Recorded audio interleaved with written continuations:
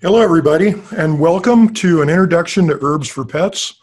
I hope everybody out there and all of their loved ones are healthy, happy, and hopefully the dogs and cats in your lives are watching in on this too, and they're sitting on your lap, and everything is well. It's really a pleasure to come here to your homes and offer this information to you. It does my heart good to see so many people signed up for this. I mean, I'm going to try to do some question and answer this time, but we have hundreds of people out there, so please bear with me if I can't answer questions or if I abandon that effort because there's just too many for me in the time that we have here. Then I will reach back to you. There will be a survey at the end of this that will be asking questions on how you like this webinar, and I will send out an email within 24 hours that will invite you to ask questions, but also an opportunity for those of you that missed and friends of yours that missed this or the first one that I did.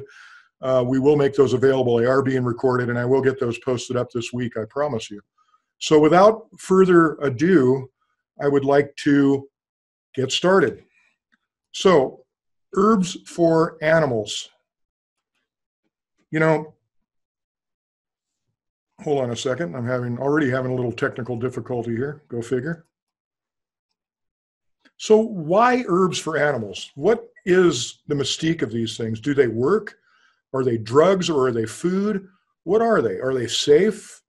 I mean, is this hocus pocus? Do I have to worry about things? These are a lot of questions that a lot of people have about using herbs, especially in their pets, because, you know, the question comes up all the time. It comes to me, it will come to you, of whether or not these things have been validated for use in animals. And before I even get started, I'll tell you in short, the answer is yes. In fact, in many respects, in modern ages today, there's been more validation of herbal medicines in animals than in people because all the scientific studies that we use to look at the different constituents of herbs are generally done, unfortunately, through animal studies. And so there's really quite a bit of evidence out there. The politics and the economics of herbal medicine, on the other hand, that's a different matter. And that's one of the reasons why it's hard to get the right information we want with regard to safety and proper use of herbs and animals. So here we are.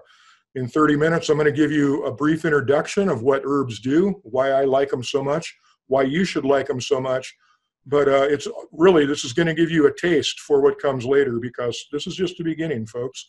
I really look forward to bringing this all to light with you in the next several months, if not years. So herbs, really, they're nothing new. They've been around as the primary source of medicine in animals for thousands, perhaps millions of years. And still, in the natural world, herbs are the most important and number one source of medicine for animals across the planet. And in fact, if you want to take this into a human context, more people use herbal medicines around the world than any other form of internal medicine right now. I mean, 7 billion, all these different people. This is still the most commonly used, employed medicine on earth are the plants that grow around us or that we cultivate. Now, wild animals have an instinctive ability to properly select, dose the medicinal plants they need, and they even know how to stop self-administration. They know how much to take, what to take, and when to stop administration. It's quite remarkable. This behavior has been well recorded, especially with apes, but other animals, called zoopharmacognosy. Our first introduction, humankind's first introduction to internal and external medicine likely came from observation of animals using herbs, zoopharmacognosy. Ancient peoples, the Native Americans of the West, for instance, discovered a lot of the medicines in their folklore that we use today. One good example is Osha. It basically translates to bear root, and we believe that this medicine, which is a very strong antiviral, pneumonia medicine for the lungs, it's also known as consumption root in old days. It was discovered through observation of bears actually eating the stuff and rolling in it in the wild, hence the common name Osha. So this is nothing new. This is nothing new at all. However, the problem here is that domesticated animals lack much of the self-medicating instincts of their ancestors, nor do they have adequate access to natural sources. So Instead, they depend upon us to find and bring their medicines to them.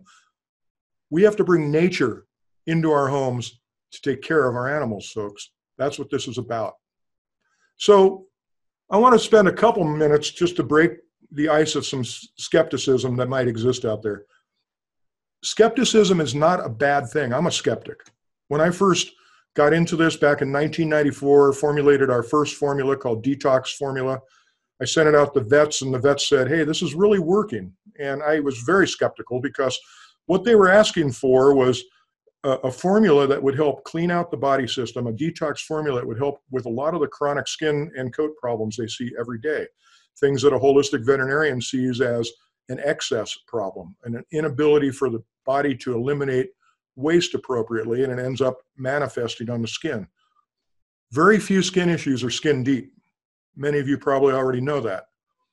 But when I sent this formula out, it was a formula that was based on all these different liver tonics and tonic herbs that would take a human being probably 2 or 3 months of religious everyday use between meals 3 times a day of taking these vile tasting herbs to find results against eczema, psoriasis, etc. I thought this is going to be an impossible sell to veterinarians. There's no way this is going to work because, people want in, they want to fix. They want their dog to stop itching. They want to see the skin issues that their cats disappear and so forth. Working for 3 months on a regimen wasn't going to work, I thought. I got calls back within 2 weeks, and the vets told me, it's working. We're seeing a change in appearance. We're seeing a change in behavior.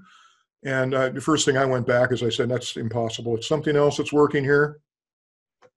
I'm skeptical about this. It can't work that fast. So soon after that, more reports came in. Some from vets that actually did liver studies. They had liver panels that showed that there was a change in liver enzymes and such throughout the system that showed improvement. And I got to thinking, wow, maybe I'm thinking up the wrong tree here. Maybe these things work more effectively and freely in animals than they do for us. After all, they are the most ancient herbalists on earth. Their bodies are probably more adept to utilizing these plant compounds than us. And I think this is even more important, is that where the mind goes, the body follows. So us as humans, we have to go through all of these different disciplines. We have to go through all these prejudices, belief systems we were raised with, things that people tell us that just can't work, it just can't work, it's hocus pocus, it's not an approved drug, etc. We have to overcome all of these systems inside of our head before we are freely able to allow the energetics of our body to work in concert with what we're receiving. I really believe that that's the case.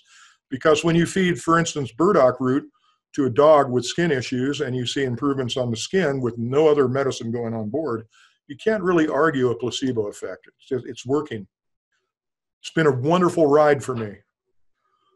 The beauty of Western herbs, and I teach a lot of veterinarians, and the beauty for me is that Western herbs allow the user to explore natural healing from a familiar scientific perspective. And the reason I say that is because many of the pharmacological principles of plants are similar, if not identical, to those which comprise pharmaceutical drugs. In fact, somewhere around 40% of all of the drugs in commerce right now were derived from some botanical premise, something we found, or our scientists found, in the plant world that they were able to extract, extrapolate, or synthesize into a drug. We found it in plants. Now, the difference is that drugs that are made or derived from plants are usually derived from just one compound out of thousands that will pre-exist inside of a plant to make that drug. It's the only way that a drug can be made and patented, because anything in the public domain, like a dandelion growing out of a crack in the sidewalk, isn't patentable for a drug purpose. So there's a big difference there. But the point being is that if you're concerned about what is the difference, there are differences. We're going to go through that today, but it's nothing new. And I go into even the most skeptical, audiences of veterinarians. They'll be sitting here like this, hundreds of them in my audiences going, oh, what's this lunatic going to say? He's not a vet, and therefore I can listen. I'm not under any kind of political pressure within my peer groups. What's he going to say about this? And when I tell them, for instance, that salicylic acid is the precursor to aspirin, and it was derived from meadowsweet herb Filipendula species, or willow bark, the arms start to go down. Foxglove digitalis is the sole source of digoxin, which is a very powerful and important cardiac drug for maintaining, regulating, and achieving a regular heartbeat in heart patients. So it's nothing new, and we can look at it, Western herbalism, from that perspective very comfortably. And it really makes things much easier to segue your way into natural medicine than to, for instance, homeopathy, which I love, based on energetics. It's based on principles of energetic particles and suggestions, if you will, that impart a reaction in the body that can't even be measured under a microscope. So it's harder for people to understand and accept. Western herbal medicine is probably the easiest segue into natural and holistic medicine that I can think of. So the roles of herbs in the daily care of animals. Hold on, let me move my mug down here so it's not in the way of everything. Unlike most conventional drugs, herbs are best used to support the body's natural systems of health maintenance, not to suppress the symptoms of disease. This is really important because if we're going to use herbs successfully in maintaining or achieving homeostasis, good health and wellness in our animals, we have to go about it from a different perspective, because these herbs are used to support the body and what the body's already designed to do, not bypass anything, not shut anything down, not to suppress, but to actually work in concert and support and strengthen the body's own efforts. Tonic herbs are those which strengthen and support those normal processes within or on the body. So everything we're doing is with respect to what the body is capable of doing for itself. We're just identifying where it needs help, and we're helping to bring about change by supporting the body in its own effort to maintain wellness. Here's a few examples of tonic herbs and what I'm talking about. Milk thistle, which is probably still the most common herb of commerce. I don't know, maybe it's not, maybe valerian's up there or something, or maybe it's one of the new brain herbs that I keep forgetting to take, like bacopa. But it's well known, and it's got a lot of science behind it. Milk thistle, the parts used are to ripe seeds. Its actions are tonic. It strengthens liver function. It's nutritive. It's a cholagogue, meaning it stimulates bile production. And it's demulcent, meaning that it helps soothe tissue as it goes down the tube. Its active constituents are collectively known as silymarin. And the reason we know about silymarin is that years ago, it was recognized that empirical data suggested that milk thistle has an old use of actually being used to antidote Amanita mushroom poisoning, poison death cap mushrooms. Death cap mushrooms, Amanita mushrooms, don't kill you immediately. They basically start destroying liver cells over the course of 48 or 72 hours. So if you die from a poison mushroom like Amanita, for instance, you're likely to die from liver failure. And when science went in and they took a look at these active components, silymarin, of milk thistle, they found that yes, it actually is antioxidant, and it protects the liver cells not only from the toxins included in that mushroom, but various other damaging toxins. And at the same time that it's protecting those damaging toxins, it actually stimulates the reproduction of healthy liver cells. So it works very reliably for liver problems, and it works as a tonic to strengthen the reproduction of healthy liver cells, and as a tonic to strengthen the liver's defense against various toxins. Dandelion is another example. It's probably it's my favorite herb. I mean, people are always asking me, what's your favorite herb? Expecting, you've wandered in the rainforests of Central America, you've been all over the world, it must be something exotic. It's not, it's dandelion. It's an amazing plant. Parts used are the roots and the leaves. The actions, the leaves are diuretic, meaning they help encourage and stimulate urination. Now, this herb, if it's made with a strong enough liquid potency, I believe can be used as a very effective diuretic. And in fact, there are studies which have compared dandelion leaf with the drug furosemide. The brand name would be Lasix, which is commonly used for heart patients, congestive heart failure, pneumonia, all kinds of things to help stimulate diuresis and remove excess fluid from the body. The problem with the conventional side of these drugs is that when you lose that much fluid, you leach out potassium, salts, and various other really important minerals and chemicals that the body needs to retain in order to stay healthy.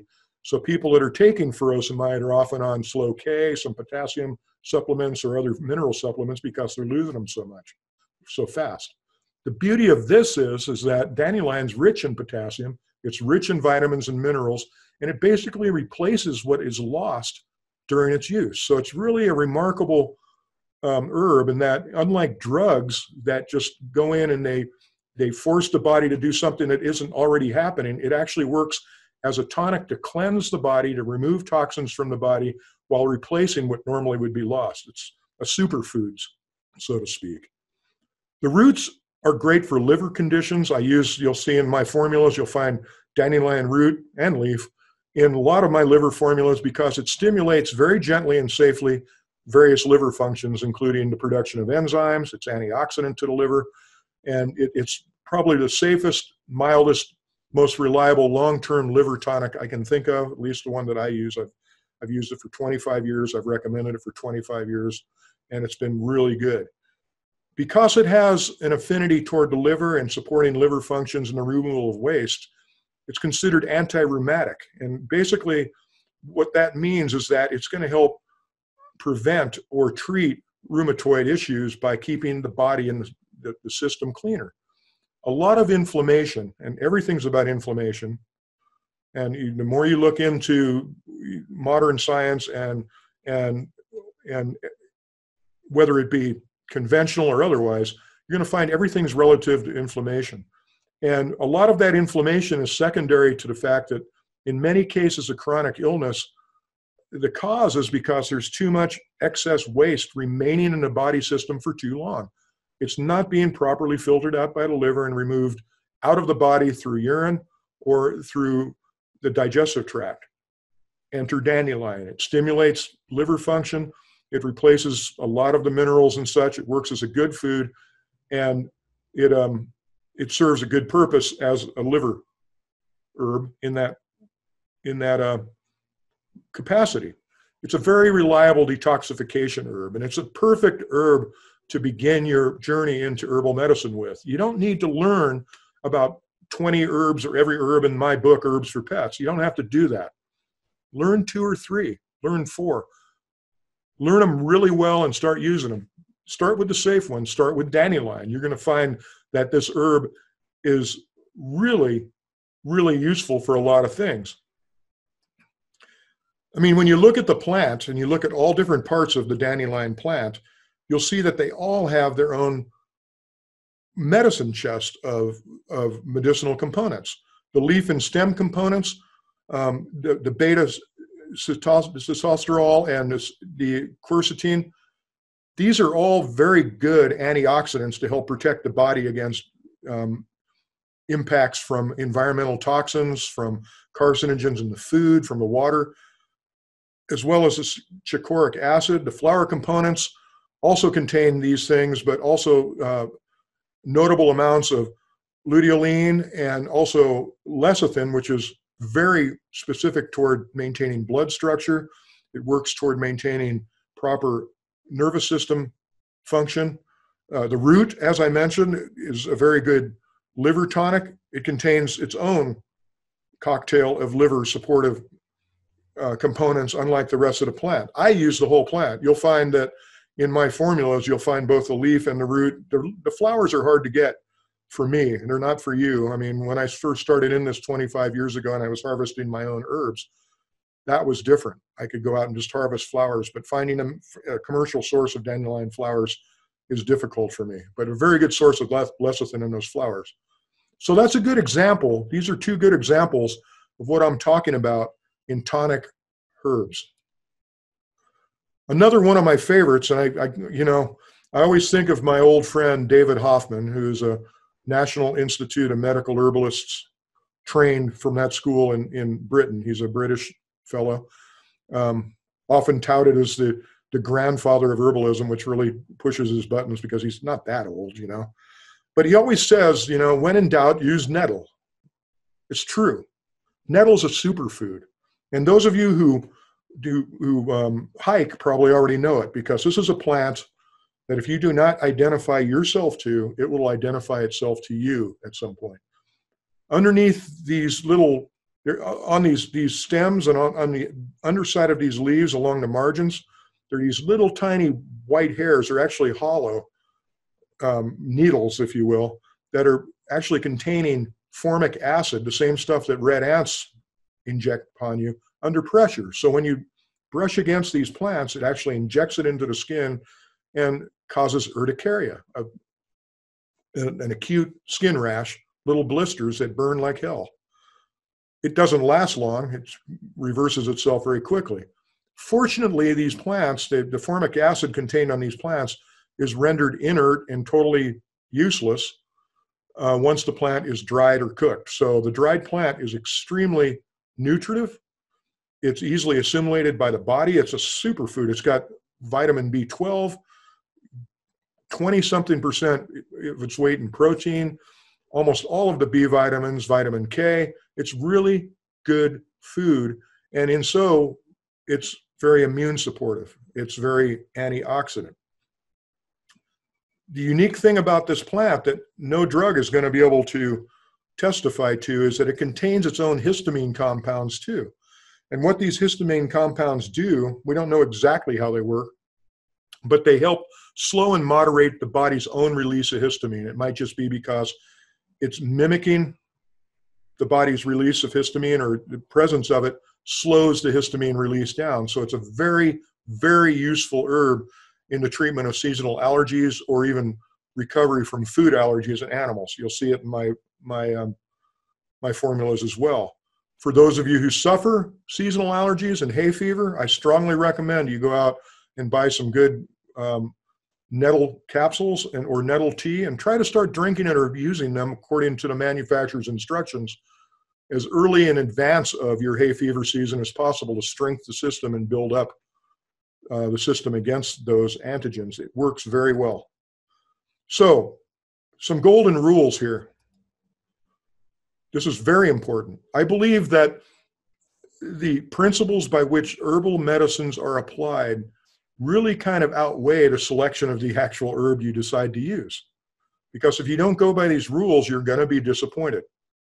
For herbs to work at their optimum best, the body must first be provided with the tools, the fuels, and the energies needed to support the body systems they are asked to act upon.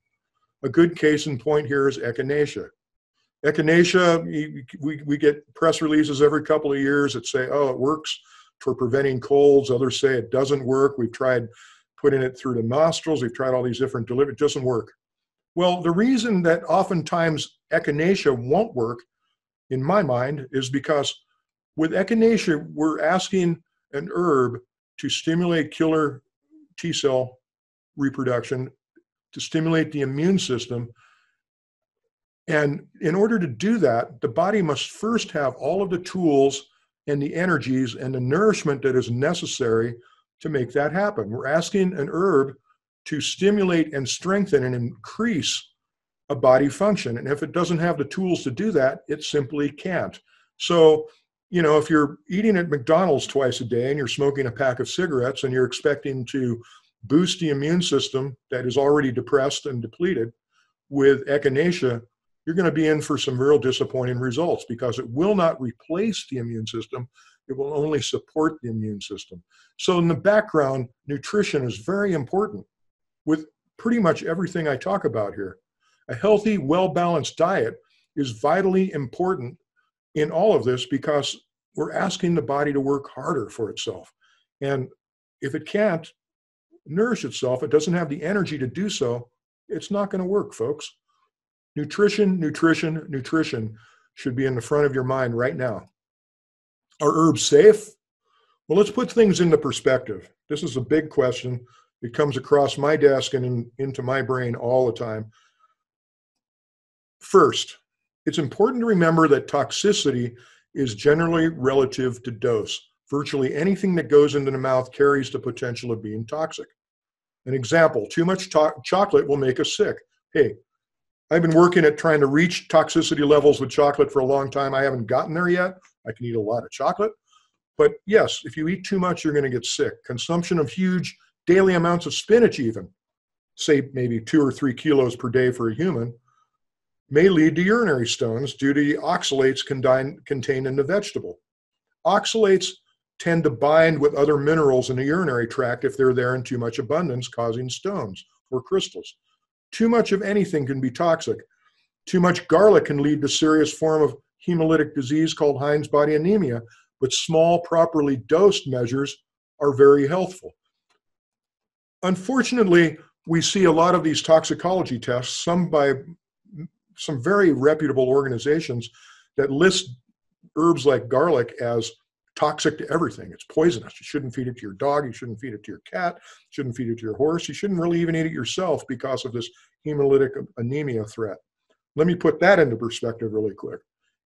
This is caused by excessive consumption of garlic to the extent that with a dog, for instance, it's been estimated that you'd have to feed, all of the alliums apply to this, by the way, not just garlic, but onions too.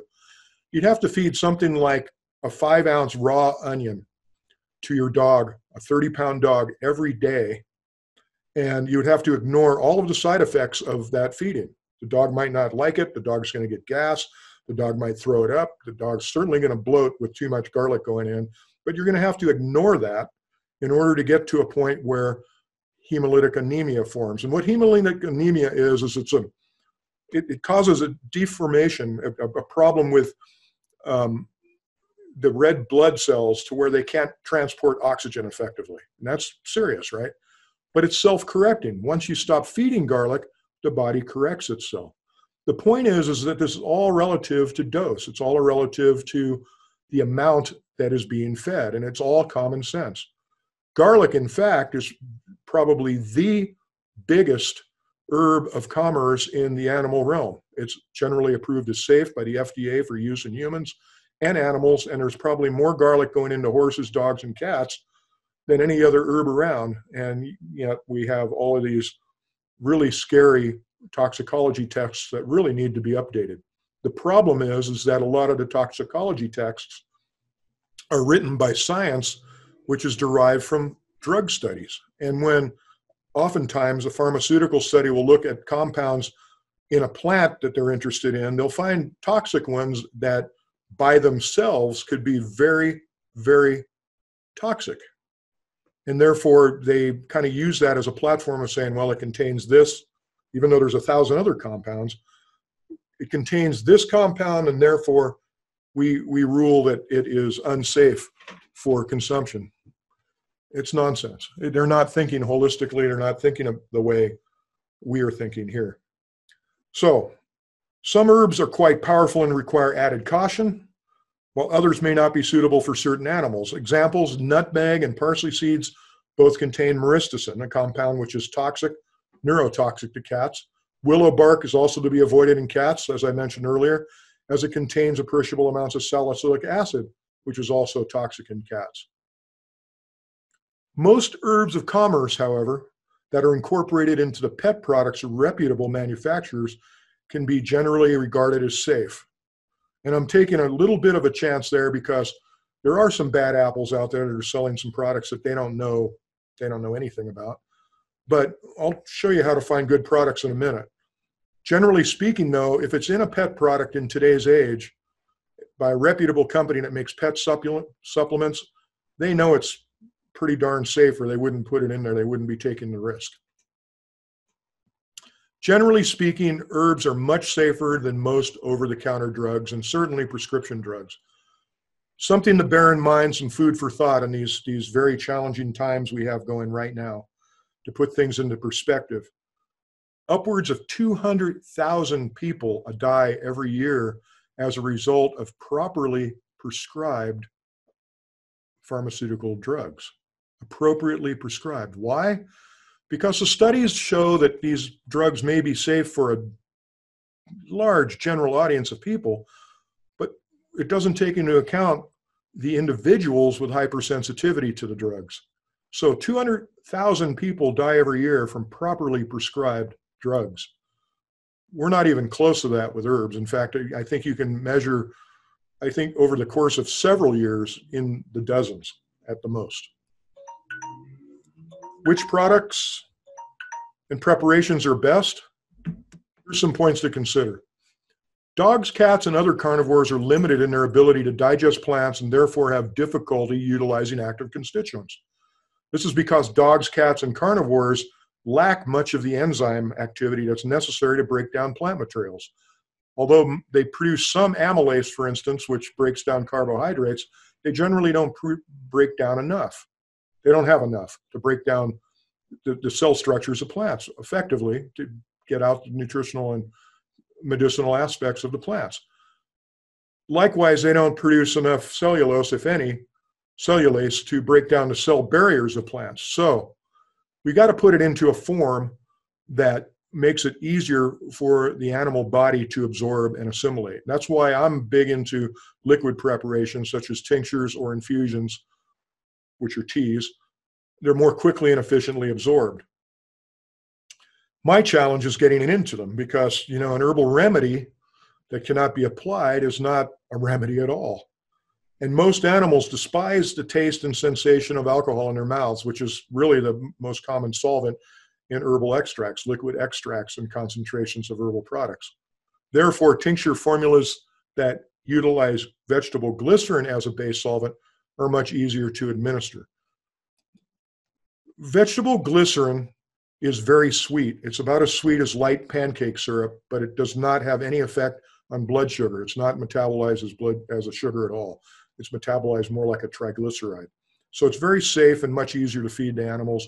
And in my mind, the superior solvent for use in animal modalities for veterinary use. When you look for these products, find and use herbal formulas that are made by experts that know what they're doing. Really important. Again, there are people that are, on the gravy train. They're just on the bandwagon to make money. Look for people with experts behind them. We'll talk more about that in a second. Look for manufacturers that specialize in formulations for pets, not mixed bags. I mean, you can extrapolate human products if you know what you're doing into your pets. But if you're not an expert in herbal medicine yet, and you don't know how much of what concentration to use and so forth, go for a manufacturer that specializes in formulas. And in so doing, you'll also have support for that product. You'll be able to pick up the phone or go online and get answers to your questions, which might otherwise not exist if you're buying from human intended sources. And look for the NASC seal, the National Animal Supplement Council seal. That's what it looks like. National Animal Supplement Council, which now under its membership includes about 80%, maybe more, of the natural supplements industry for animals in the United States, has created this system and this requirement of quality control where we have to be literally audited every 2 years. All of our systems are checked. Everything is inspected. All of our claims are scrutinized. Everything is transparent to the Food and Drug Administration's Center for Veterinary Medicine. It's designed to keep us in line and to make sure that everything is up to snuff in terms of quality. So look for that seal. It's a really good first place to look. Look for and demand transparency in everything you do. Ask questions. Find out where stuff comes from. Find out what is used in the products.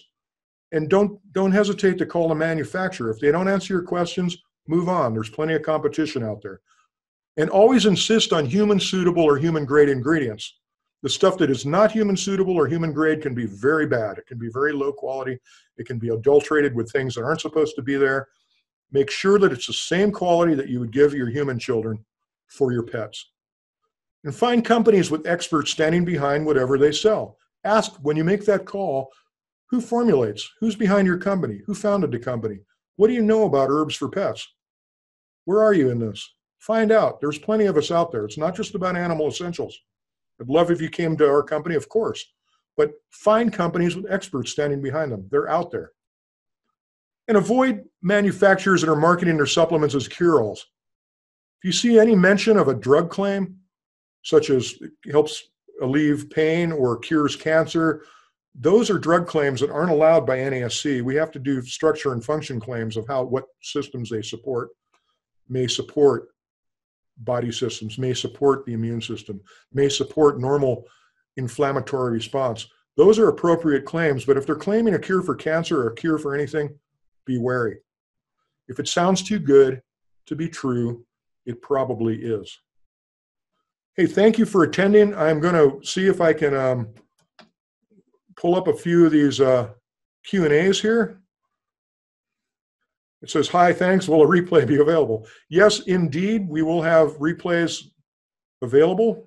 You will get an email in the next, probably the next 3 or 4 days, inviting you to download and look at the recorded sessions that we have for this and the last one. If you missed the last, they're all going to be posted up as soon as I can get them on YouTube. There is a short survey, a short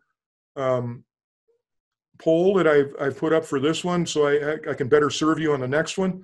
This is just the beginning, folks. I'm going to put out as many of these things as I can as time allows, and I'm really excited to do that for you. And I really appreciate your attendance today, and I'll talk to you next time. Take care. Thank you.